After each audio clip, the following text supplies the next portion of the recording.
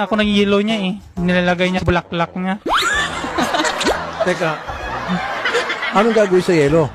Nilalagay niya sa puwit niya po, sir. Para hindi daw, parang, ang panggan, almoranas. Ikaw ang naglalagay ng Hindi yelo? siya po, sir. Ako lang nagbibigay doon sa kanya. So habang nandun siya tumutuwad, nilalagay niya yelo. Oo. Nandun din ako. Hindi ko ata kaya to. Kaya nga, sir, Ano bang pinanggagawa nitong boyfriend yung... Nga Idol Rapi dahil sa napakasimpleng bagay lang, yun agad, makikipaghiwalay na agad siya sa akin. Alam niyo ba kung ano yung dahilan na yun? Yun lang yung yung pag nautot ako. Siyempre, minsan, di ko naman malaya, napapautot ako. Hindi ko naman alam eh. Tsaka, ba't ko pa sabihin? Mag-asawa naman kami. Magkasama na kami sa bahay. Dapat komportable na kami sa isa't isa. Na kung utot ako, kailangan pa ba magsabi sa kanya? Bakit ka nakipaghiwalay, Kim? Yun na nga, Idol Rapi, gaya po ng sinabi niya na pag nautot siya, hindi kasi siya nagsasabi na, kunwari, napakadali lang naman magsabi na, uy, babe, uutot ako, baka mabaho. So yun, naiintindihan ko naman yun, pero yung uutot siya, tapos tatawa-tawa pa siya, umutot ako, mabaho ba? Siyempre lang niya dun eh. No, birthday po ng anak ko, hindi po na-celebrate yung birthday ng anak ko. No, Dahil? July 27 po, kasi sinaksak po niya ako sa tagiliran po. Ay, kulong ka dito, Carlo. Nako, Carlo. Alam mo yung ungol mong yan. I-save mo yan pagdating mo sa loob ng kulungan. Huwag naman po, sir. Huwag naman po, sir. Kasi pagdating doon sa loob ng kulungan, nananaksak ka pala ng girlfriend mo. Pagdating doon, papahirang ka. Ay, sir. Huwag naman, sir. Ha? Pang wetlock ulit ang Para maging wet look ka.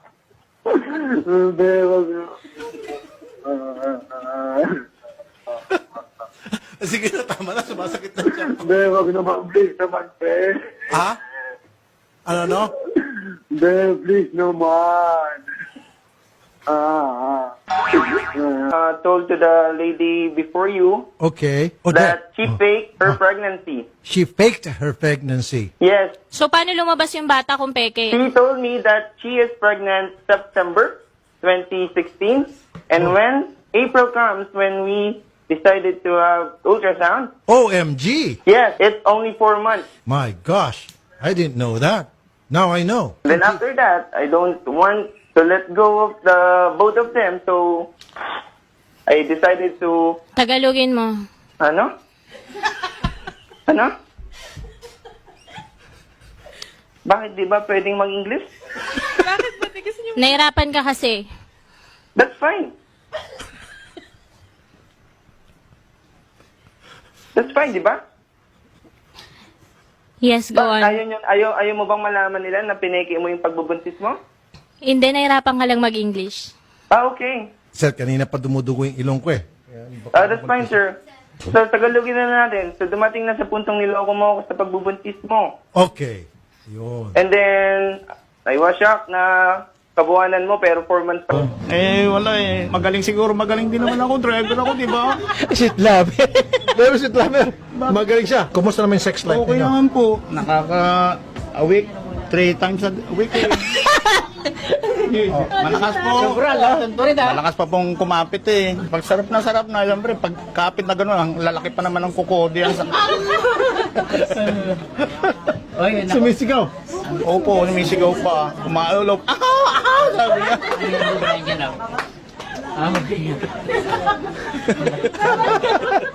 Okay, di may sugat-sugat yung puwet mo nga. Papakita ko po.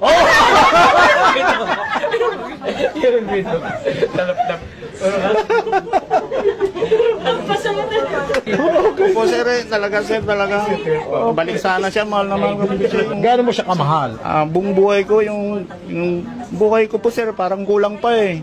Gusto ko, buong buo pa, pati kaluluwa ko, ibigay ko na po sir eh. Uy. Kami, ganun lang mangyari. O sige, ganun na lang gagawin ko. Anong ganun? Ganun ang gagawin mo? Ano? Saan kayo pupunta? Magbangkit ka ng lugar. Saan mo gustong pumunta? Testingin natin. Malayo lang sa lugar namin. Bandang Alabang para lumayo lang. Saan ba kayo si Kabit? Saan sila ngayon? Quezon City sa may Holy Spirit. Quezon City, Alabang. Medyo malayo-layo na ngayon. Oo. Malayo na yan. Pwede, oo. Isang bus ride lang yon. Oo, Quezon City? Oo. Pero kung hindi ko naman ituturo eh.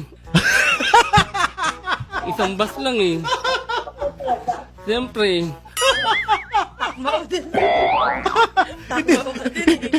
Hindi mo sasabihin kung saan. Oo. Para hindi mapunta ni Kabit. Oo. Kasi pag... Wise ka sir. Ano? Oo. Utak, sir. Hindi, inaan ko lang siya. Oo nga naman, kasi pag Hindi, nalaman ni inaan ko lang Kabit, siya, yung... pupunta na siya. Inaan ko lang siya para Oh. ilayo lang yung kalooban niya sa kabit na yun. Kung ka na sir ng 100,000, pipirmahan mo ma'am. Opo, opo. Parang hindi ko kaya ng 1 million kasi magkano lang sir ang sahod ng gwardiya. Saan natin kunin yung 1 million? Pipilitin kung kakayang pilitin na pag-ipunan. Ito. Isang complaint. Sir, meron ka bang 1 million dyan? Ng 1 million, hindi nga, wala eh. Pag-ibig nga wala. Pag-ibig nga sir, bigo eh. Okay lang. Siya yung complainant na ipinagpalit ng kanyang girlfriend sa lesbian kanina. Wala nga pang ano sa mga bata eh. Okay, 1 million pa. 1 million. She was here. So many netizens were bashing you. They were condemning you. What you've done to her. They believed her statement. Now, would you like to say something? Make a message to our viewers. Mga kababayan ko, hindi po ako narito. You can say in English kasi para maintindihan din ni ano. All my fellow Filipinos. Now, this is my side. Listen, look, and listen, and learn. Okay.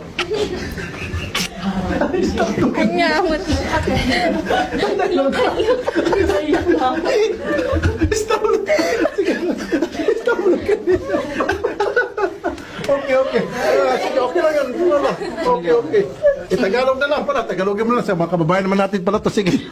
Huwag na stop, look and listen. Ano yung trend? Parating ng PNR.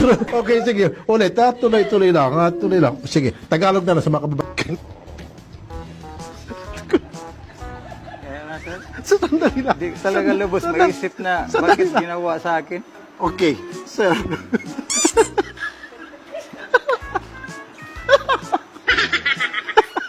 Parang hindi gawain ng matinong tao sir ba? Anong ginawa, sir? Nilagyan ng CD ang... Yung shirt ko sir at saka yung brief ko.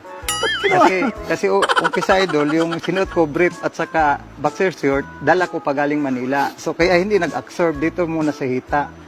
The next night, wala na akong dala galing sa Manila. So yung brief nang galing sa bahay ko. Sa drawer ko pa kinuha yun. Malinis talaga. Susunod mo yung brief mo na may CD. Pagsuot ko, yun, nag-anghang yung ko na naman. Sabi ko, pangalawang gabi na to na ginawa nyo sa akin. Ang shirt ko, linagyan nyo. Ang brief ko, linagyan nyo.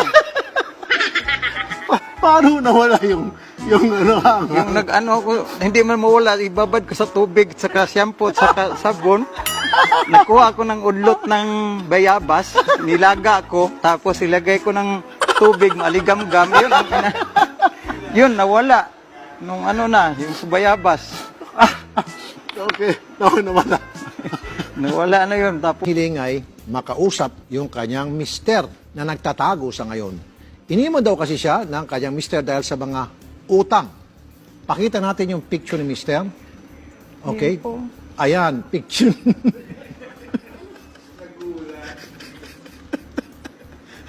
Okay. So, maganda.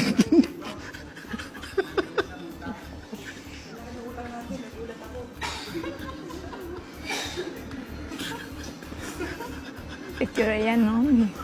Magandang tanghali mo, ma'am. Magandang tanghali mo. Sino nagbigay ng picture na yan? Ako po. Okay. Sandali lang. Sandali. Ayos. Ito, hindi ito manluloko. Mabait ito. Okay ba yan? Maganda pa kahit hindi mag-toner. Aba! Hindi na kayo mag-toner. Bugin, sir. Ah, hindi pa. Nabubugbog ka ba? Hindi po ako nambubog. Ivy, mo kami pag-asa ka. Hindi na nga ako nagkakainin. Ano problema mo? May boyfriend na po kasi. Ayun na. Oh, sorry. Ivy. Pero Ivy, ito, wala. Wag ka. Ano? Ivy. Puro pambugaw yung mga nasa tabi ni boss. Pwede, sir. Ah, mas gusto mo to? Kasi kahit gano'n man kabigat pag mahal mo, kakayanin mo. Halika nga rito. Sige, ma'am. Wala ko tintindi. Akin exam sa sabok. Ano sabi ni netizen? Ikaw, kinig ka sabi ni netizen, Oy, check ko, balik ka na China. Oh, sabi nito isang check.